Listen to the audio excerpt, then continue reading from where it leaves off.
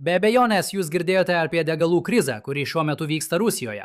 Daugiausia dėl Ukrainos tolimojo nuotolio smūgių kampanijos, siekiant sabotuoti kiekvieną naftos perdirbimo gamyklą, kurią gali pasiekti jos dronai. Tačiau problema vis dar yra kur kas rimtesnė, nei atrodo. Tai yra didžiausia krizė, su kuria Kremlius susidūrė nuo invazijos pradžios, tiek struktūriškai, tiek politiškai. Struktūriškai mes matome netikėtą neigiamą Irano karo šalutinį poveikį. Politiškai tokie ženklai yra ypač pavojingi autokratiniams režimams, nes jie bando neleisti savo piliečiams kelti problemų.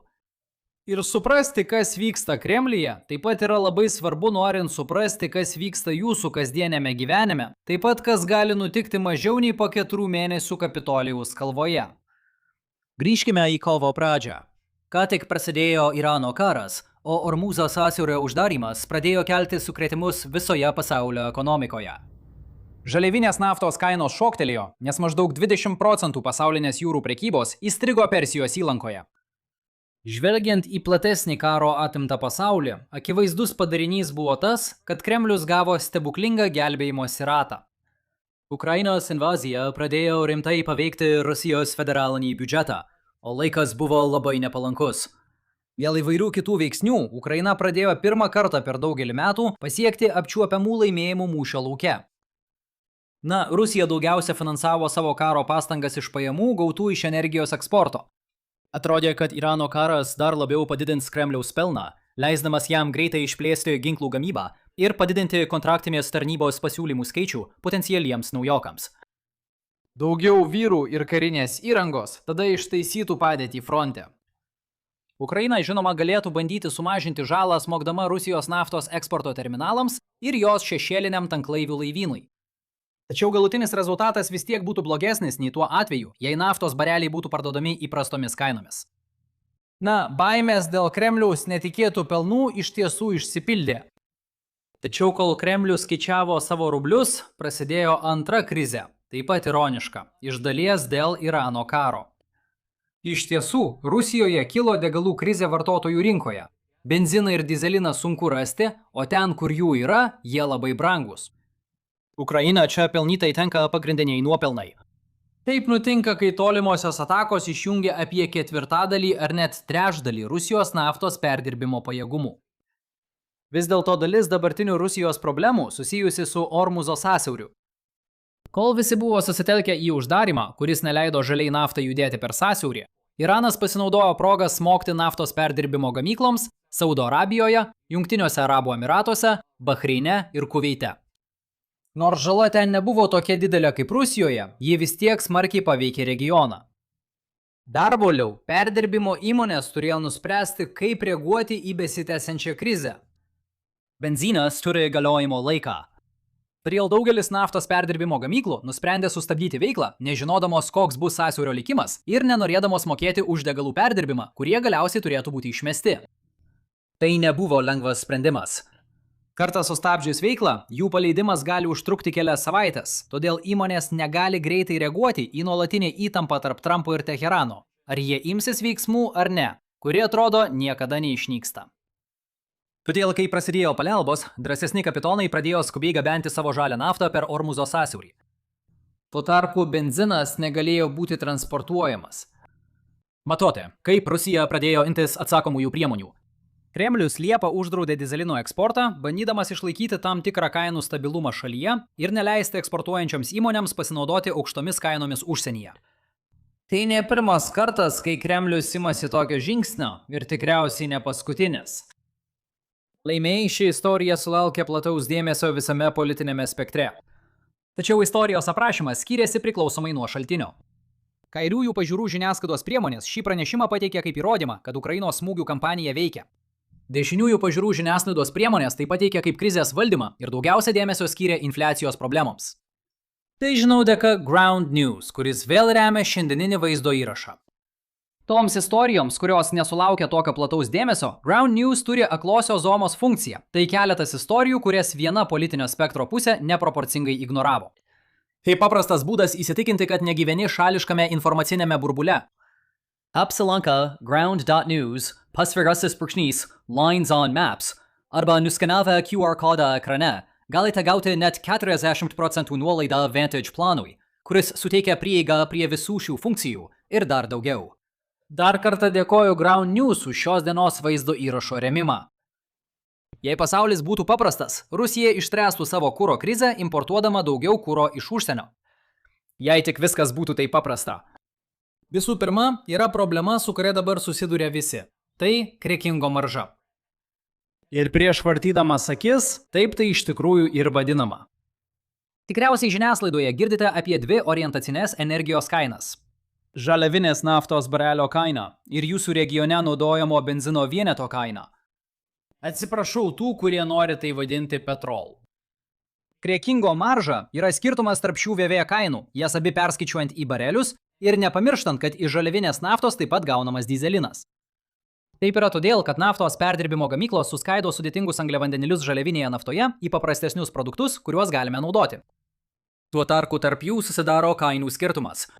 Todėl ir atsiranda tas juokingas pavadinimas – krekingo marža. Perdirbti produktai visada yra brangesni, nes prie jų pridėta vertė. Tačiau krekingo marža laikui bėgant kinta, nes nafta ir benzinas turi savo pasiūlos ir paklausos dėsnius. Krekingo maržos dydis parodo, kokia pelno dalis atitenka perdirbimo gamykloms. Prieš pat karą krekingo marža buvo $28.55. Šiuo metu, kai tai rašoma, jis siekia $62.22. Tai visų laikų rekordas. Kai žaliavinės naftos trūksta, palyginti su perdirbimo pajėgumais, žaliavinės naftos kaina ir vartotojų paklausa lemia galutinę benzino kainą vartotojams. Taip yra todėl, kad kiekviena naftos perdirbimo gamykla turi sumažinti kainą, kad užtikrintų, jo gautų dalį produkto. Vėliau matomas skirtumas tarp žaliavos ir galutinio produkto atspindi, kaip naftos perdirbimo gamyklos turi padengti savo išlaidas. Priešingai, kai žaliavos yra daug, bet naftos perdirbimo gamyklų mažai, galutinę kainą lemia vartotojų paklausa. Žaliavos tiekėjai turi mažinti kainas vieni kitų atžvilgių, kad galėtų ką nors parduoti rinkoje.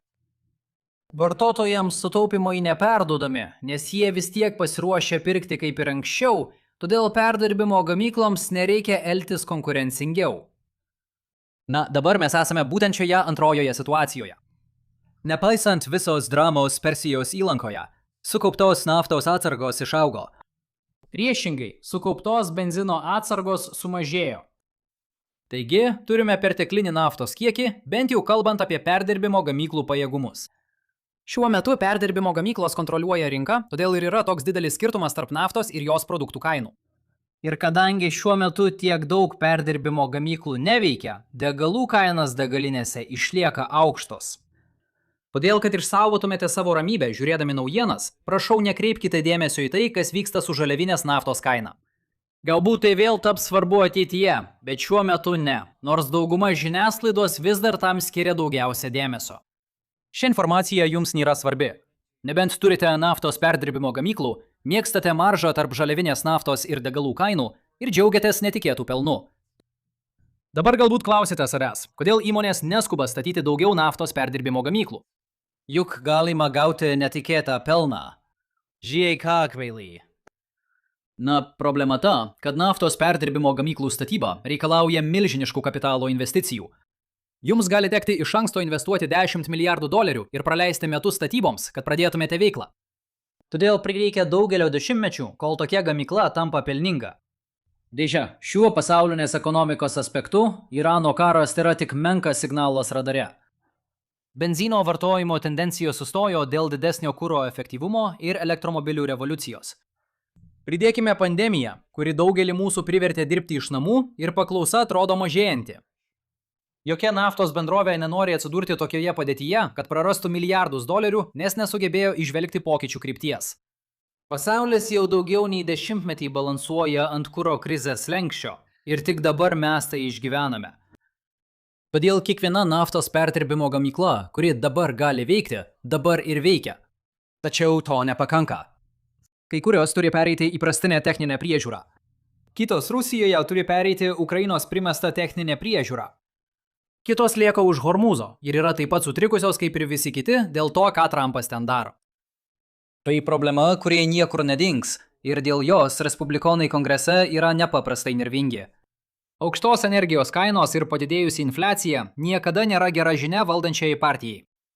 Ir jei nematote, kaip visą tai stebuklingai išsispręs iki lapkričio, tuomet galima tikėtis demokratų bangos. Taip, tuo metu turėtų būti atidaryta daugiau naftos perdirbimo gamyklų, o sezoninė benzino paklausa sumažės. Tačiau iki to laiko žala jau gali būti padaryta. Bet kokiu atveju grįžkime prie Rusijos, nes ten problema kažkaip dar blogesnė. Visiems kitiems gyvenantiems normalioje, efektyvioje rinkoje, sprendimas dėl Rusijos kuro trūkumo yra paprastas. Nustokite normuoti. Nustokite riboti net lyginius ir nelyginius numerius pagal lyginės ir nelyginės kalendoriaus dienas. Tiesiog pirkite daugiau naftos tarptautinėje rinkoje ir leiskite pasiūlai patenkinti paklausą.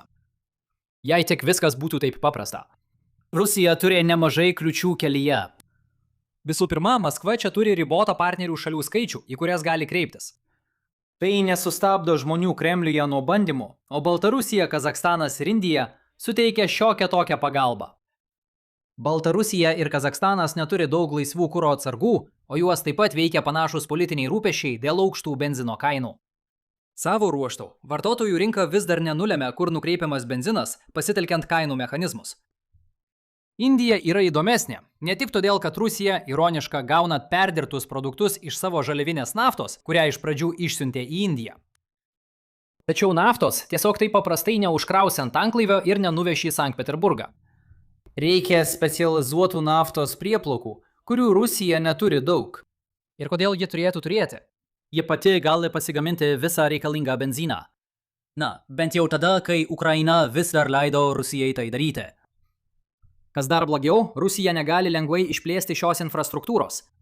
Tie patys žmonės, kurie paprastai tai darytų, šiuo metu taip pat yra užsienę bandydami šalinti žalą, kurią Ukraina daro naftos ir dujų terminalams. Problema ypač aštri Kryme. Rusija nustojo gabenti didelius kuro kiekius per Krymo tiltą, bijodama, kad Ukraina juos medžios mažos galios dronų ir sukels daug didesnį sprogimą. Kitas variantas – važiuoti sunkvežimiais Azovo žiedu, tačiau Ukraina daro tuos kelius nepravažiuojamus vidutinio nuotolio dronų smūgiais. Gerai, kad vis dar yra jūrų kelias, kuriuo galima pristatyti atsargas. Palauk. Nesvarbu.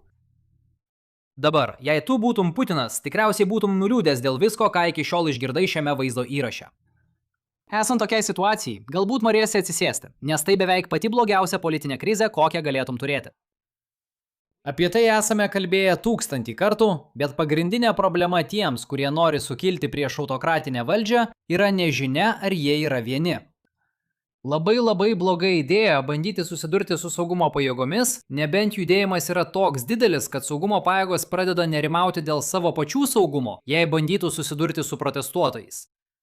Dėl to autokratinės vyriausybės vykdo meta lygio dezinformacijos kampanijas. Jie mažiau jaudinasi dėl to, ar jums iš tikrųjų patinka ar nepatinka vyriausybė. Tai sunku kontroliuoti. Vietoj to jie deda daug daugiau pastangų, bandydami įtikinti jūs, kad kiti yra patenkinti tuo, kaip vyriausybė dirba. Tuo galima manipuliuoti ir tai yra lygiai taip pat veiksminga įtikinant jūs neiti į gatves. Pažiūrėkite į didžiąją Kinijos ugniasenę, kad pamatytumėte šiuos principus veikiant. Gerai, dabar pažvelkite į tą per degalų kainų prizmę. Ką matote čia? Ar tai jūs džiugina? Tikriausiai ne. Tačiau degalinės privalo tai nurodyti, nes vartotojams šią kainą būtina žinoti. Ir tai taip pat siaubinga autokratams. Tai nėra tik ženklas, kuris jūs supykdo. Tai yra ženklas, kuris supykdo ir visus kitus. Ir tai yra ženklas, kurį, kaip žinote, mato visi kiti, todėl žinote, kad visi kiti yra supykę. Čia nėra tylaus paklusnumo, kai tylite apie savo nusivylimus, nes nesate tikras, ar kas nors politiškai su jumis nesutinka. Aukštos kainos veikia visus, ir visi mato šiuos ženklus visur, kai važinėja po miestą. Ir būtent todėl tai yra didžiausia krizė, su kuria Kremlius susidūrė nuo karo pradžios. Bent jau po neigiamos reakcijos į 2022 m. rudens mobilizaciją, Kremlius galėjo paprastai atšaukti šią politiką. Šiuo atveju nėra stebuklingo sprendimo, kaip išspręsti benzino trūkumą. Jis turi kažkur atsirasti, o šalis, kurią vadina degaline apsimetančią valstybę, nebegali net pretenduoti į šį pirmąjį titulą. Čia taip pat nėra paprastų sprendimų. Tai audra, kurią Kremliui teks išgyventi, kol pasaulinė benzino rinka atvės, arba kol Rusija ras būdą apsaugoti savo vidaus tiekimą. Ir nė viena iš šių galimybių neatrodo artima. Rusija galėtų pabandyti paprašyti Irano atlaisvinti savo gniaužtus ties Ormūzo sąsiauriu, tačiau Kremlius nekontroliuoja Irano dėrybinių svertų. Juos kontroliuoja sąsiauris. Rusija taip pat galėtų pabandyti paprašyti kitų savo sąjungininkų daugiau rafinuoto kuro. Tačiau visi jie yra autokratinės vyriausybės ir visi jie nerimauja dėl tos pačios problemos, kaip ir Putinas. Jie tiesiog geriau kontroliuoja situaciją. Tai nereiškia, kad Putinas to jau pat žlugs, todėl prašau ramiai reaguoti į šią naujausią Kremliaus krizę. Tačiau tai yra problema, kuriai reikia sprendimo. Priešingų atveju viskas link to ir eina. Dar kartą dėkoju Ground News už šio dienos vaizdo įrašo rėmimą. Eikite į ground.news, pasvirasis brūkšnys Lines on Maps, arba nuskaitykite QR kodą savo ekrane ir gaukite net 40% nuolaidą Vantage planui. Jei jums patiko šis vaizdo įrašas, paspauskite patinka, pasidalinkite ir prenumeruokite kanalą. Ir pasimatysime kitą kartą. Laikykitės!